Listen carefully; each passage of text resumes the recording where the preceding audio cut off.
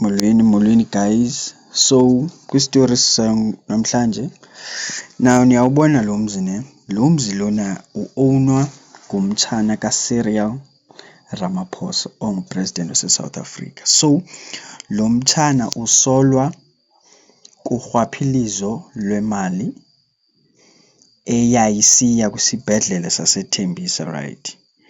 So le mali lena and lo mtshana uyi-friend kaKat Vusimuzi Matlala obanjiweyo, naye ubanjelwe izinto zorhwaphilizo and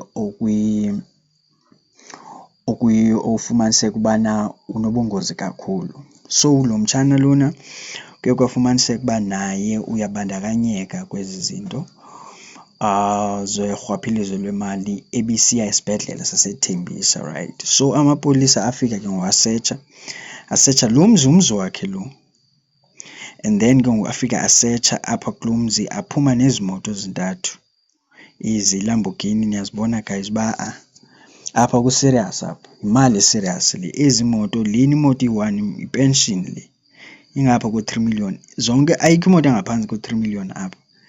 Ndingathi 5 million. Ziimoto ezi-serious kakhulu ezi guys.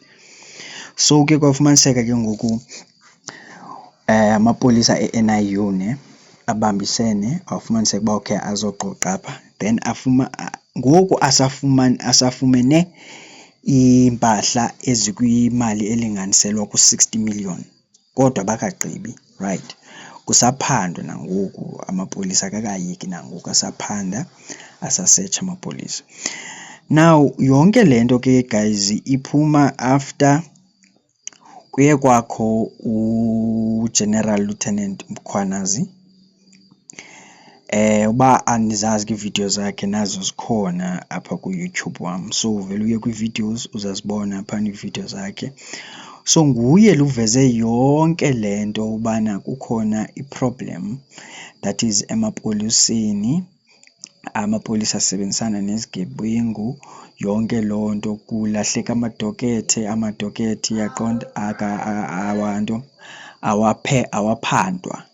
So waveza zonke into zorhwaphilizo kwabantu abaphezulu kakhulu, ndithetha ngoo-Minister of Police, oo-President nabo bonke abanye abantu. Kodwa ke istori side, ubungaya nje ku-YouTube uzazifumana uba isukela phi intsusela yayo yonke le nto. So ke amapolisa ngoku asaphanda ke guys kulo mzi omngaka. Lo mzi uyi-1 lona ungaphezulu ko-50 million lo mzi lo. So ke ngoku amapolisa afumana ezi mpahla.